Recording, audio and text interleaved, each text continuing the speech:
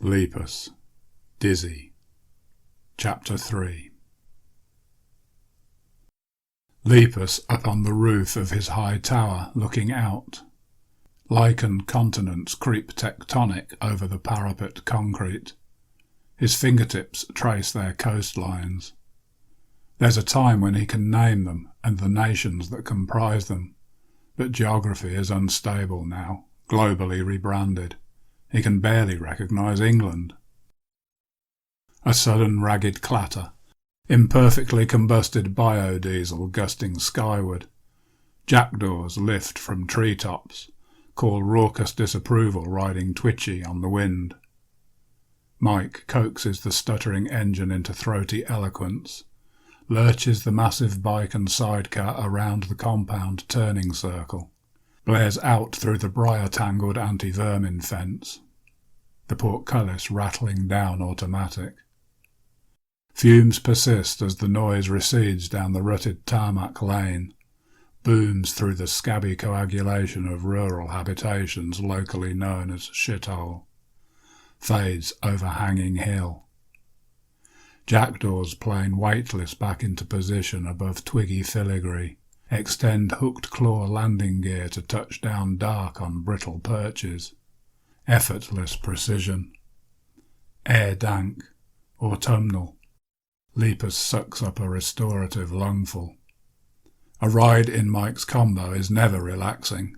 Trace dizzy eddying through cortex. Exhaust stink. Intolerable savage vibration. 5 miles more and he's plucking his own damn eyes out. Whining for mercy is futile. Hard-boiled Mike's soft spot for her hand-built pride and joy is borderline maternal. Complaint is bound to be perceived as extraordinary bad manners. Mike does not appreciate bad manners. Bad manners demand payback. For strangers, a short, sharp shock of physical retribution, but for a transgressor she decides ought to know better, the remorseless application of protracted mental torture. Lepus' masochistic tendency is marginal at best. He judges it best to bite his tongue, adopt an aspect of cheerful endurance. Something invisible stirring the air, a damp chill pushed up the valley. The pressure wave provokes the wind turbine, its blades turning in elegant motion. Alternators whir, amps trickle, batteries effervesce minutely. Lepus shivers, grasps cold steel rungs, climbs the ladder down into the repurposed old water tower. Pistons hiss hydraulic, the heavy hatch lid lowering slowly closed above his head. The tank room, quietly cavernous, close to hypothermic. Lepus opens the stove. A hint of dull red in the ashes. He stuffs its empty belly and increases carburation. Watches glimmer glare to inferno. Heat penetrates his heavy greatcoat, irradiates grateful bones. Lepus stares, mulls the odds on the water warming sufficient for a survivable shower before he crashes. In the meantime, food. Leftover broth lingering in the cold safe. He fetches it, sets it to warm on hot cast iron, and then stumbles to the cracked leather sofa to kill time rolling a smoke. "What's this?" "Huh?" Lepus parts gluey eyelids. The tank room air is cool again. There's an aftertaste of cremation, the rank memory of smoke. A diminutive figure looms over him, plump in layered coats, stares down, accusative, with scorched cooking pan inverted. "Waste of top-bleeding food, that," says Doll. "Think how Dwayne risks his arse poaching Greenfield veals for you to burn to ashes when there's babes starving down in the hole?" "Sorry," Lepus rubs eyes, swings legs from sofa, winces at imminent bladder rupture. Moral compass on the blink. Doll's lip ring twitching disdainful. Lepus tries to stand, tries again and succeeds. So this is a nice surprise, he says, with curious eyebrow arching. I always come on a Wednesday. Wednesday's my day, innit? It's Tuesday, Doll. No, it ain't. You sure? Lepus hobbles to the bathroom. It's Monday when I nod. I have to take your word for that, but I wouldn't be surprised. Obvious you've been at it. At it? Lepus standing over the toilet, anticipating relief. Badness. Getting off on dirty shit again. Pan clatter in kitchen sink. Tap water splashing. Lepus swaying grateful, his spring rising sympathetic. Have a squint in the mirror, nags Doll. Eyes like constipated cats' arseholes. Lepus gushes, heedless. And close that bleeding door, Doll's words eroded. There's horses that piss quieter. I make you eggs. Doll nodding toward kitchen table. Cool. Lepus sits, waits. I'll get stuck in, all they will be. Spoon. Fork. Doll huffs and jangles in a drawer, hands over a random utensil, holds on as he accepts it. Lepus tugs. Thanks, he says, belated. No problem. Doll bundles away, slams open the dumb waiter stacked with logs. Hope it bleeding chokes you, she says, enfolding an awkward armful. Lepus munches impassive. A peripheral flicker on the monitor high-mounted on the wall, the remote on the dresser. He reaches it over, pans the rooftop camera obscura. Red kites rising spooked from a hillside gorse clump beyond the lane. Lepus tilts up, zooms. Blue overseer beacon blinking in a gyre of carrion birds. Fuck it. Lepus spits out a crunched eggshell fragment, switches to infrared. A green laser godfinger incising the screen.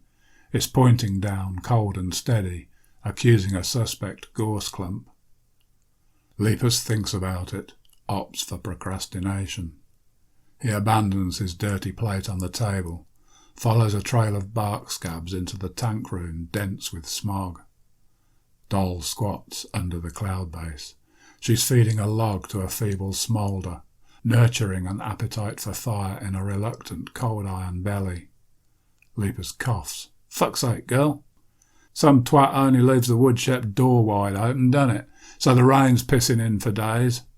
Doll clangs the stove door shut, stands and smears back a lank forelock with sooty finger. Unless of the bleeding girl. I'm only 43-year-old, mate. Got 3 grandbabs back indoors. And I could be your dad. Bollocks. Lepus on the sofa rolling up a smoke. Don't judge a book by its cover, Doll. I'm functionally dead inside. RM's first boy, Ryder. He likes to look at books. Beat the kid within an inch of his life and throw them on the fire. What's wrong with books?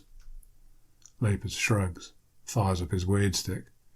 I'm thinking maybe you've got a few old ones knocking around, says Doll, unbuttoning one coat layer, that the lad could have a lend of. Thinking. Something I hear, Doll's eye probing. But there's a time when you ought to do with them. You know, before. Back then. Lepus obscure behind his smoke screen. Forget it, Doll, he says. Then gets wiped in the dizzy years. Now there's only now. Doll sniffs, disgruntled. All right, whatever you say. No harm asking, is there? Our riders are pretty good and not like his fucking dad. Pleased to hear it. Your M slips up badly there. Can't blame the girl for getting took in by mental Jago. She fancied him for a right bold bastard, sly enough to jump the fence on those fanatics that raise him and have it away with a chunk of their treasure. Who knows, years later he'll flash back all mad fucking godly again, whip our poor M naked up the yards for turning his head with her fanny magic. Prick's no trouble now, though. Still skulking up the woods for all I know. Whatever Mike tells him on her nature walk, sorts his nasty shit out. Mike knows how to make a point. Doll smiles appreciation, studying the stove. Fire's caught. Yeah, says Lepus. I might be warm in another hour. Reckon I'm done for today, then. says Doll, hovering, expectant. Sit for a bit. Lepus offers the weed stick. "'Kay." Doll takes it, props her ass on the arm of the sofa. "But last time I have a smoke with you, I go off without getting paid. Don't think you can tink me twice." "Treat me as a bank." "Yeah." Doll inflates her bosom. She holds, scans the hazy concrete chamber and snorts smoke jets down her nose. "Must be nice to be a solid old bastard snug up here in his castle. I'm surprised you're not more cheerful." "Me too." Doll cocks her head, delves and scratches an armpit. "I could do you a nice shag if you fancy it. Only an extra 50. "I don't." "Let a girl down gentle, why don't you?" "Not personal," says Lepus, moving to his strongbox. "There's a time you don't have to offer twice. These days I just don't." "What? Not ever?" "Can't be asked." "Fair enough." Doll buttons up, waits. Lepus counts out a stack and hands it over. "See you next Tuesday then," says Doll, riffling chips as she drifts for the lift. "Don't you say your day is Wednesday?" asks Lepus without thinking. "Gotcha." Doll smirking, the concertina gate rattling shut. "The old ones are still the best, mate," she says, disappearing beneath floor level.